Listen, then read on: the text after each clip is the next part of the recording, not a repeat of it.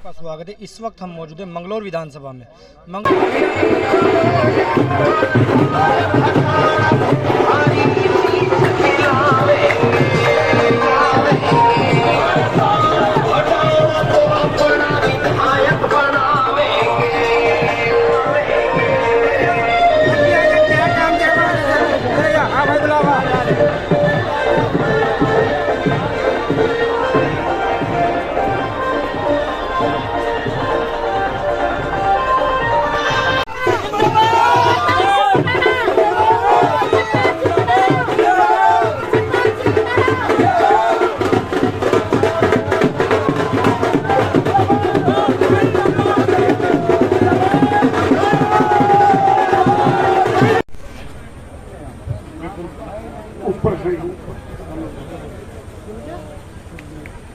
चौधरी सुखबीर जी को आमंत्रित करता हूँ, वे भी आए। इंसाराम जी को भी आमंत्रित करता हूँ। सभी बारी बारी आए और अपने मुख्य अतिथियों का रविंद्र प्रधान जी मंच पर आए। भारतीय जनता पार्टी ने माननीय सुबोध राकेश जी इतने मजबूत कार्यकर्ता आपके बीच में, एक जोरदार तालियों के साथ उनका स्वागत अभिनंदन। निरंजन सिंह जी को भी आमंत्रित करता हूँ, वे भी आए और अपने प्रत्याशी जी को माला डालकर उनका स्वागत। भारत रत्न गरीबों के मसीहा डॉक्टर भीमराव अम्बेडकर साहब के चरणों में कोटि कोटि नमन करते हुए, सर समाज के महापुरुषों के चरणों में कोटि कोटि नमन करते हुए, आज कोलका गांव में हमारी 80 बस्ती में ये भव्य कार्यक्रम में उपस्थित हमारे बहुत ही सरल और सौम्य स्वभाव के धनी हमारे प्रत्याशी श्री करतार सिंह भड़ाना जी मंच पर आसीन, हमारे पूर्व प्रत्याशी दिनेश पवार जी और हमारे प्रदेश अध्यक्ष जो भी आपके सामने ओजस्वी भाषण उन्होंने दिया, और हमारे प्रमुख साहब और मंच पर आसीन तमाम नेतागण और इस कार्यक्रम में उपस्थित, इस कार्यक्रम की अध्यक्षता कर रहे आदरणीय प्रेम सिंह जी, दिलेराम जी, सकलाल जी, सतपाल जी, राजेंद्र जी, प्रदीप जी, तेजान जी, सुशील कुमार जी, विपुल जी, आकाश जी, मास्टर रकम सिंह जी, सुरेंद्र सिंह जी, सुखबीर सिंह जी, इच्छाराम जी, कर्णपाल जी, रफल सिंह जी, ओमपाल जी, और आज हमारे भारतीय जनता पार्टी परिवार में शामिल हुए हमारे समाज के एक नौजवान साथी भाई रविंद्र प्रधान जी, उनका भी अच्छा ठीक मैं इस मंच के माध्यम से स्वागत करता हूं। कुलदीप जी, योगेश मास्टर जी, सतीश जी, राजवीर जी और तमाम मंच पर आसीन नेतागण और मेरे सामने उपस्थित बुजुर्गों, नौजवान साथियों, मातृशक्ति, सभी का अभिनंदन, सभी का स्वागत करते हुए साथियों, ये उपचुनाव हमारा मंगलौर विधानसभा का आने वाली 10 तारीख में हम सबको वोट डालकर इस क्षेत्र का एक नया नेता बनाना है। मंगलौर विधानसभा का भविष्य लिखना है कि कैसे हाथों में जाना चाहिए, विकास के काम करने वाले लोगों के या बात पूरी बकवास करने वाले लोगों के। जो टक रहे हैं लोग यहाँ पर, कभी हाजी कभी काजी, आप लोगों ने देखा क्या स्थिति उनके रहते इस क्षेत्र में रही है। मैं अपने समाज के नौजवान साथी यहाँ पर उपस्थित हैं, मेरी माता बहनें भी, मेरे बुजुर्ग भी यहाँ पर हैं। मैं आपसे आग्रह मात्र इतना करने आया हूँ कि आज हमारे समाज और हमारे महापुरुषों का कोई अगर सम्मान कर रहा है तो भारतीय जनता पार्टी और नरेंद्र मोदी जी है। ये इतिहास को बताने की आवश्यकता नहीं, ये खाली बातें नहीं है, ये करके दिखाया उन्होंने। आप लोग देख सकते हैं, ये आ रहे हैं कांग्रेस पार्टी के नेता वोट मांगने, मात्र अपने लिए आ रहे हैं। ये बहुजन समाज पार्टी के लोग आते हैं, हमारे वोट लेकर चले जाते हैं, लेकिन नेता इनमें से एक भी नहीं, ना व्यवस्था में आते, ना विकास की बात है, ना कोई सिस्टम की बात है। मैं आपसे आग्रह मात्र इतना करना चाहता हूँ इस मंच के माध्यम से, मेरी माता बहने, मेरे बुजुर्ग, मेरे नौजवान साथी, कि भारतीय जनता पार्टी ने जितना सम्मान हमारे महापुरुषों का किया है, आज तक कोई भी पार्टी, कोई भी नेता नहीं कर पाया है। ये दावे के साथ मैं आपसे कहना चाहता हूँ, 2014 में प्रधानमंत्री नरेंद्र मोदी जी के बनने से पहले यहाँ पर कांग्रेस पार्टी का राज रहा। 50 साल राज इन लोगों ने देश पर किया। संविधान के निर्माता, symbol of knowledge, Bharat Ratna, जिनको सबसे पहले इस देश का सबसे बड़ा अवार्ड मिलना चाहिए था, सम्मान मिलना चाहिए था, वो इन कांग्रेस के लोगों को कभी याद नहीं आया। अपने लोगों को जवाहरलाल नेहरू, पवार साहब, जवाहरलाल नेहरू इस देश का प्रधानमंत्री था और पहला व्यक्ति जिसने अपने रहते भारत रत्न का अवार्ड अपने नाम लिख लिया था। ऐसे इंदिरा गांधी जिंदा रहते रहते कि आगे पता कोई देगा नहीं देगा, खुद ही वो अवार्ड अपने नाम लिखकर चली गई। राजीव गांधी मर गए, उसके बाद भारत रत्न बन गए। मैं पूछना चाहता हूं कांग्रेस के नेताओं से कि क्या बाबा साहब डॉक्टर भीमराव अम्बेडकर साहब उस समय ने याद नहीं आए थे तब उनको सम्मान मिलना चाहिए था। सबसे पहले इस देश में अवार्ड भारत रत्न का बाबा साहब को मिलना चाहिए था। उस समय इन कांग्रेस के नेताओं को हमारे बाबा साहब याद नहीं आए। आज जब मोदी जी ने, भारतीय जनता पार्टी ने इनको पूरी तरह से व्यवस्था से बाहर करने का काम कर दिया तो आज हमारे बाबा साहब भी याद आ रहे हैं। आज संविधान भी याद आ रहा है, संविधान को उठाए घूम रहे हैं, संविधान को लिए घूम रहे हैं। मैं पूछना चाहता हूं कांग्रेस के नेताओं से कि आज से पहले 2014 से पहले क्यों इन्हें बाबा साहब याद नहीं आए, क्यों इन्हें संविधान याद नहीं आया? इसलिए नहीं आया कि इन्हें आवश्यकता महसूस नहीं थी। हमारे वोट मिल रहे थे, सर समाज के वोट मिल रहे थे और जब मोदी जी आए उन्होंने करके दिखाया सम्मान क्या होता है, उन्होंने करके दिखाया बाबा साहब का सम्मान कैसे होता है। और निश्चित रूप से इतिहास है, आप लोग देख सकते हैं मेरे नौजवान साथियों, आपके हाथ में मोबाइल है, निकाल कर देखिए कि 2014 के बाद कितना सम्मान बाबा साहब का मोदी सरकार के माध्यम से हुआ है। वो पंचशील तीर्थ स्थल जहां पर उनका जन्म हुआ, जहां पर उनकी पढ़ाई हुई और उसके बाद लंदन का वो घर जहां पर जिसको खरीद कर भारत सरकार के अंदर में करने का काम केंद्र सरकार मोदी सरकार ने किया है। मैं आप लोगों से कहना चाहता हूं इन बातों पर विचार हमें करना है। जो हमारा सम्मान कर रहा है उसको हमें वोट करना है। मैं आपसे इसी आग्रह के साथ कि सम्मान करने वाले के साथ खड़े हो जाओ, विकास की बात करने वाले के साथ खड़े हो जाओ।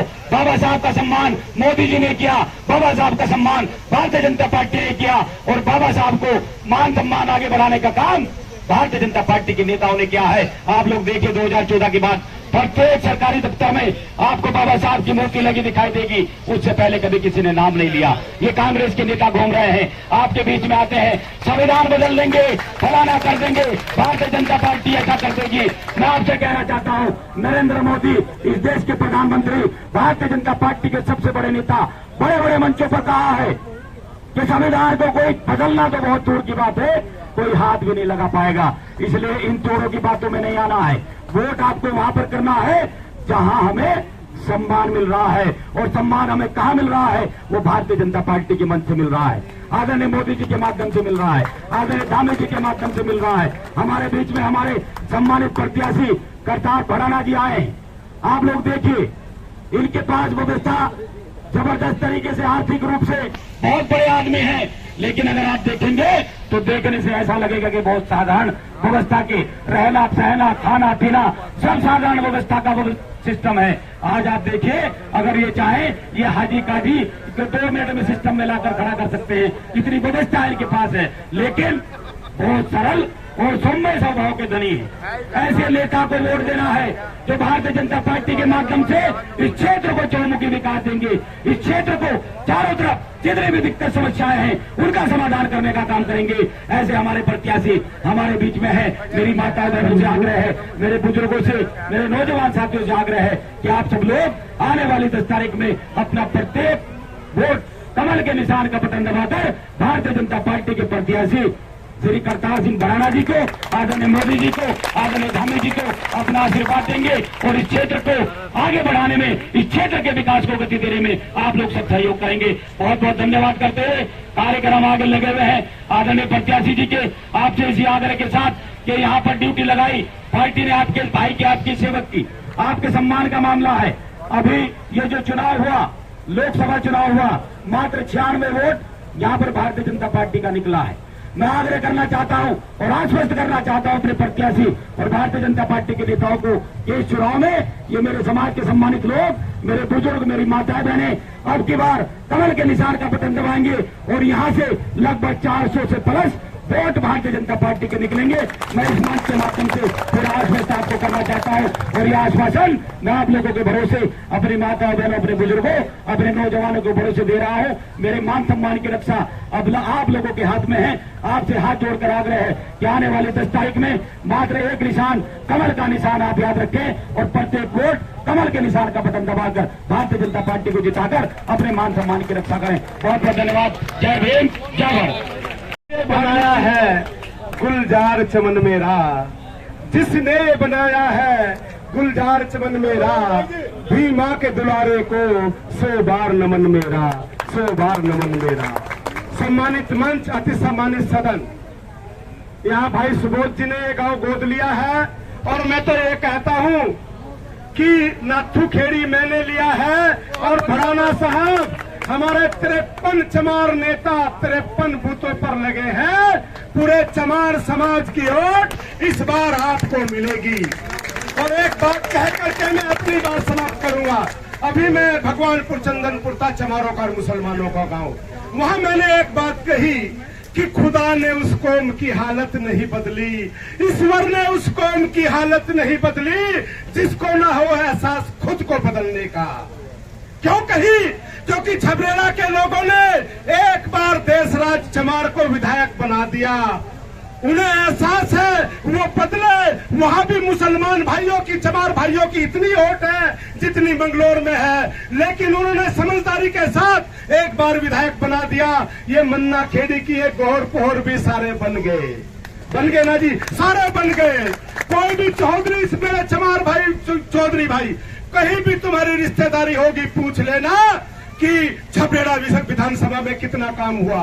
अगर आपको अपने क्षेत्र का विकास कराना है तो इस बार आप भड़ाना जी को बहुमत दे दीजिए और इस सरकार में अपनी भागीदारी करिए, सरकार में अपनी भागीदारी करिए। इन्हीं शब्दों के साथ एक बार पुणे की शाखाओं पे अगर फूल सुहाने नहीं आते तो भौरे भी खुशबू चुराने नहीं आते। 10 तारीख को वोट दे देना, 10 तारीख को वोट दे देना। भड़ाना जी छप्पर फाड़ के आपको देंगे, इतना देंगे, इतना देंगे। पहले मैं सोचता था भड़ाना जी इतने पैसे वाले हैं, बड़े घमंडी होंगे, बड़ी बड़ी मुच्छे होगी, पता नहीं कितने बड़े गुज्जर हैं। लेकिन जब मैं इनसे मिला तो बिल्कुल बनिए की तरह, बिल्कुल साधु संतों की तरह इतने अच्छे खिलो इनके साथ। झोलियां भर दीजिए भड़ाना की, भाजपा की, और सरकार है। आपको बहुत बहुत धन्यवाद, बहुत बहुत आभार। भारत माता की, भारत माता की, भारतीय जनता पार्टी जिंदाबाद, नरेंद्र मोदी जिंदाबाद, करतार भड़ाना जिंदाबाद, पुष्कर धामी जिंदाबाद। धन्यवाद। आज की इस सभा के सम्मानित सभा अध्यक्ष भाई सुबोध जी और हमारे सम्मानित प्रत्याशी भाई करतार सिंह भड़ाना जी, सम्मानित मंच, उपस्थित भारतीय जनता पार्टी के देश से देश तुल्य कार्यकर्ता पदाधिकारी, मातृशक्ति, बुजुर्गों और युवा साथियों, मैं आपसे यही निवेदन करने आया हूं कि मेरे से पूर्व जो वक्ताओं को आपने सुना है, हमारा एकमात्र ध्येय है कि हमारा आने वाला कल का भारत है, उसके कर्णधार कौन है? हमारे नौजवान और नौनिहाल। आप और हम सब किसके लिए काम कर रहे हैं? अपने परिवार के लिए। अपने परिवार में जो हमारे नौजवान जो और नौनिहाल है, आप यकीन माने कि माननीय नरेंद्र मोदी जी के हाथ में जो व्यक्ति लगातार 40 साल से बिना थके, बिना रुके 24 घंटे में से 18 घंटे का सबका साथ, सबका विकास, सबका विश्वास, ये एक अश्वमेध यज्ञ है। इसमें आप और हम सबका सामूहिक प्रयास होगा, तब हम इसमें जरूर सफल होंगे।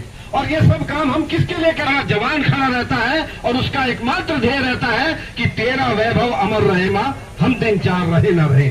ऐसी राष्ट्रभक्ति की भावना हमारे नौजवान, नौनिहाल और प्रत्येक देशवासी में रहे, इसीलिए हम काम कर रहे हैं। हमारा ध्येय क्या है? राष्ट्र प्रथम। कौन व्यक्ति किस देश में, किस धर्म में, किस घर में जन्म लेगा, ये परमपिता परमेश्वर तय करता है। लेकिन जिस देश में जन्म लिया है, पहली निष्ठा हमारी उस देश के प्रति रहनी चाहिए। आप और हम यहाँ पर बैठे हैं भारतीय जनता पार्टी के नेतृत्व में। आपने विश्व की सबसे बड़ी पार्टी को एक बार नहीं, 2 बार नहीं, 3 बार पूर्ण बहुमत की सरकार दी। जब आपने अपने वोट की ताकत को पहचाना तो वो ऐतिहासिक काम हुए जो हजारों हजार वर्षों से हमारे लोगों ने लाठी डंडे की लड़ाई में भी जीत हासिल करी, तीर तलवारों में भी जीत हासिल करी, बंदूक भाले और गोली में भी जीत हासिल करी। वो काम हम तब नहीं कर पाए जब डॉक्टर भीमराव अंबेडकर के संविधान पे चलते हुए आपने और हमने अपनी वोट की ताकत को पहचाना। और आपने जब अपनी वोट की ताकत को पहचाना तो जिन लोगों ने धर्म के नाम पे इस देश का विभाजन किया था, जब मुस्लिम हम हिंदू के साथ नहीं रह सकते थे, तो आज आज 30 करोड़ मुस्लिम कैसे रह रहे हैं? अरे हमारी संस्कृति तो वसुधैव कुटुंबकम की, जो पूरे विश्व को एक परिवार मानने वाले लोग हैं। सर्वे भवन्तु सुखिनः, जो सबके सुख की कामना करते हैं। हम कहीं पूजा पाठ करते हैं, चाहे लोग भी इकट्ठे बैठते हैं, तो हम बोलते हैं विश्व का कल्याण हो। लेकिन फिर ऐसी कौन वो लोग आए जिन्होंने कुसंगति भर दी है, जिन्होंने आपको हमको भाई भाई को ऊंच नीच जात पात क्षेत्रवाद भाषावाद में तोड़ दिया, जिन्होंने अपनी गद्दी के लिए, अपनी कुर्सी के लिए, अपने परिवार के लिए आपको और हमको एक नहीं होने दिया, और लगातार वो आपको और हमको लड़ाते रहे और सत्ता पर काबिज होके अखंड भ्रष्टाचार करके दोनों हाथ से लूट करते रहे। अभी मेरे से पूर्व हमारे बहुत वरिष्ठ हमारे मार्गदर्शक ने, हमारे एक बुजुर्ग साथी ने कहा, सर छोटू राम की बात आई, चरण सिंह जी की बात आई। इससे पूर्व में भी जाएंगे तो जिन लोगों ने इस देश धर्म संस्कृति के लिए अपना बलिदान दिया, जिन्होंने आम जनमानस के लिए काम किया, वो कहीं ना कहीं पीछे छूट गए।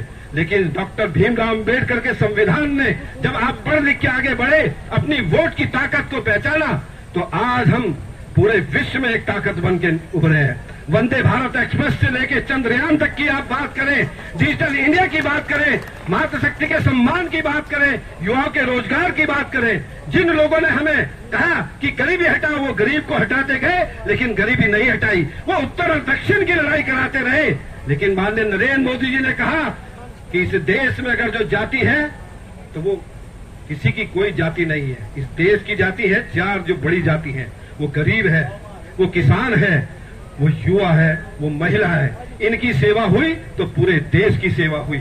आपने अपनी वोट की ताकत को पहचाना।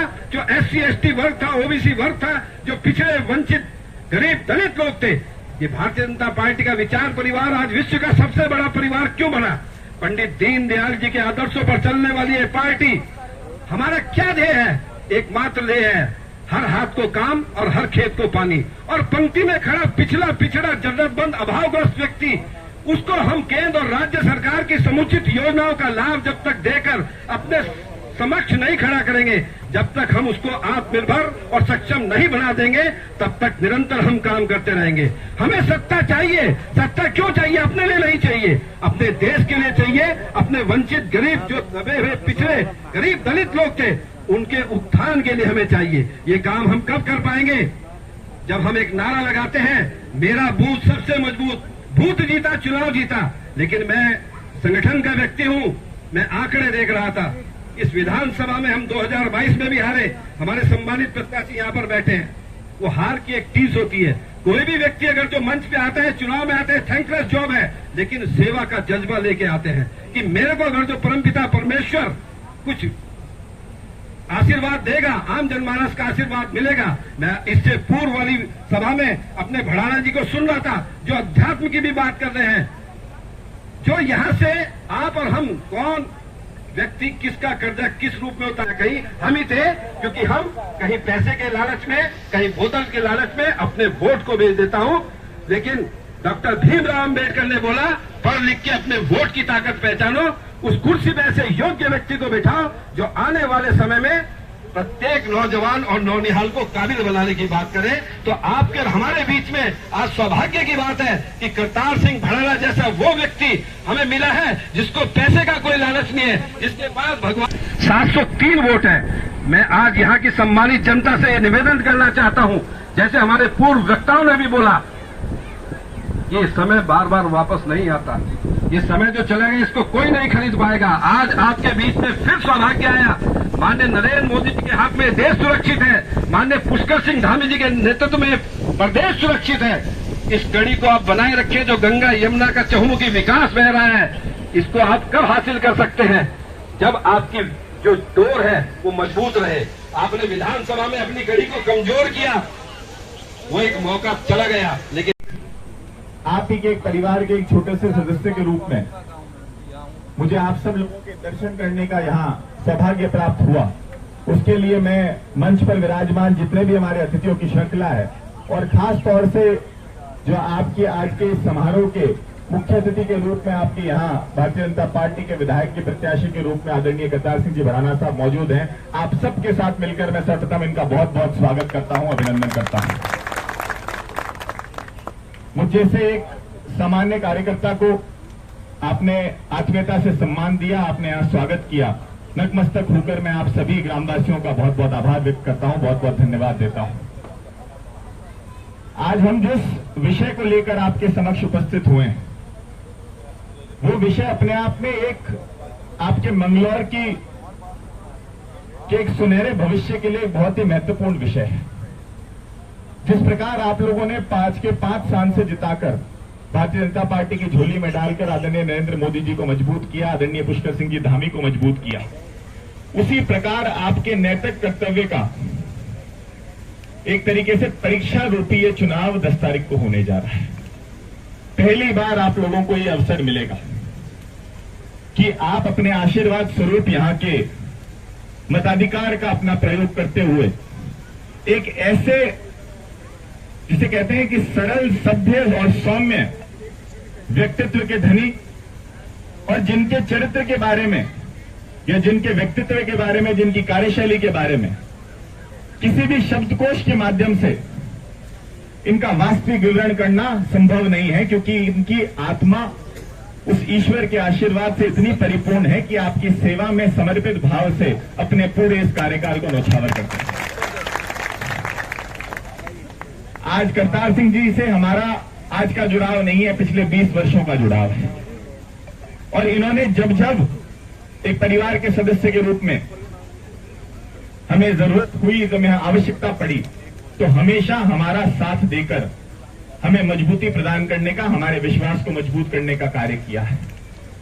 मंच पर जितने भी व्यक्ति यहां विराजमान हैं, हमारे संगठन के भी वरिष्ठ व्यक्ति मौजूद हैं, यहां से आपके पूर्व में प्रत्याशी रहे वो भी यहां मौजूद हैं, और जो वरिष्ठ जन भी यहां मौजूद हैं, आप सबको साक्षी मानकर राजस्थान की धरा से चलकर आपके बीच में आया हूं। और उस धरा से चलकर आपके बीच में आने के 2 कारण रहे। हमारा जब राजस्थान विधानसभा का चुनाव चल रहा था 2023 में, तो आपके यहाँ के लोकप्रिय मुख्यमंत्री आदरणीय पुष्कर सिंह जी धामी साहब हमारे लोकसभा क्षेत्र की विराटनगर विधानसभा में पधारे थे, और उनके आग्रह अनुसार मैंने उनके समक्ष भी उस दिन वहां यही बात कही थी कि हमारे यहाँ की जनमत के आशीर्वाद से और इनके विश्वास से मैं आपको ये भरोसा दिलाता हूं कि जिस सीट पर आप प्रचार करने आए हैं, उस सीट से भारतीय जनता पार्टी को विजयश्री प्राप्त होगी। और उसी के बाद में उसी कड़ी को आगे बढ़ाते हुए देखिए संजोग कैसे बैठता है। जब हम लोकसभा का चुनाव लड़ रहे थे 2 महीने पहले, तो आदरणीय करतार सिंह जी आगे होकर हमारे चुनाव में प्रचार के लिए पधारे, और वो सीट भी भारतीय जनता पार्टी को विजयश्री प्राप्त करके हमने नरेंद्र मोदी जी को समर्पित किया। आज मैं एक सामान्य व्यक्ति के नाते आपके चरणों में निवेदन करने आया हूं। इस व्यक्ति के पास में पूंजी की कोई कमी नहीं है, इस व्यक्ति के पास में धन की कोई कमी नहीं है, इस व्यक्ति के पास में एक अच्छे व्यक्तित्व की कोई कमी नहीं है। सिर्फ कमी है तो आपके आशीर्वाद किया, आप इसको आशीर्वाद से परिपूर्ण कर देंगे तो ये अपना पूरा जीवन आपके चरणों में समर्पित कर देंगे। इस बात का मैं आपको विश्वास दिला सकता हूं। राजस्थान की भूमि को अपने वचन के लिए जाना जाता है, राजस्थान की भूमि को अपनी प्रतिष्ठा के लिए जाना जाता है, राजस्थान की भूमि को अपनी बात का जोर रखने के लिए जाना जाता है। इसीलिए राजस्थान के एक सामान्य नागरिक के नाते इस निवेदन को आपके समक्ष, आपके चरणों में रखकर जा रहा हूं।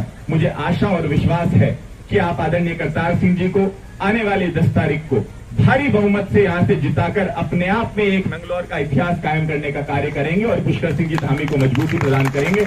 आपने आत्मीयता से स्वागत किया, अभिनंदन किया, सम्मान दिया, उसके लिए नतमस्तक होकर आपका आभार व्यक्त करता हूं। आपका बहुत बहुत धन्यवाद, बहुत बहुत आभार। भारत माता की। राजनीतिक नहीं, पर फिर भी तुम्हारे बीच में आया हूं। जन्म जन्म का कोई रिश्ता है मेरा तुम्हारा। 18 साल पहले आया था, अगर 18 साल पहले आ गया होता तो अब तक मंगलौर बेंगलोर बन गया होता। लेकिन वक्त से पहले नसीब से ज्यादा नहीं मिलता। मुझे दुनिया में और बहुत जगह का कर्ज चुकाना था और वहां जाकर के काम करना था, लेकिन अब मुझे लगता है कि वहां का कर्ज चुक गया है और अब मंगलौर में अगर मैं आया हूं तो परमात्मा ने कोई ना कोई विधि तो सोची होगी कि अब के जो है अगर करतार की जमात। और अब 1-2 दिन में काजी को भी अभी देखा और मोंटी की मैं आप भी शक्ल नहीं पहचानता हूँ। अगर मेरे सामने खड़ा हो तो मुझे पता नहीं है, पर क्योंकि मुकाबला मेरा उससे चल रहा है तो वो ये तो कहेगा ही कि मैं उन्हीं का बच्चा हूँ। भी उनकी वोट जो मेरी तरफ ना आ जाए तो मुकाबला वाला ही तो कहेगा ये बात। मैं तो गाड़ी में 3 गाड़ी है मेरे पास, उन 3 गाड़ियों के सिवा चौथी गाड़ी लेके नहीं चलता हूँ। और ये कहने की बातें हैं, कोई भी अभी पीछे हम इतने मार्जिन से हारे हैं, जब हमारी गाड़ी ना चल रही थी, जब भी तो चल रही थी। ये तो कहने की बात है। सर इस माध्यम से आप ना तो मैं शराब पीता हूँ और मैं बाबा मोहन राम का सेवक हूँ, मैं तो शराब का नाम भी नहीं लेता हूँ। जनता को यही है कि वो और तो वो विधायक बनाएंगे, किसी को बनाएंगे, या अपना बेटा भी बनाएंगे और सेवक भी बनाएंगे अगर यहाँ वोट दिलाएंगे। यहाँ पर करतार सिंह बढ़ाना जी को दे दिया है। और आप जो है पल पल की अपडेट के लिए बने रहिए आप हमारे साथ। मैं कमलजीत सिंह, कैमरामैन बाबूराम जी के साथ।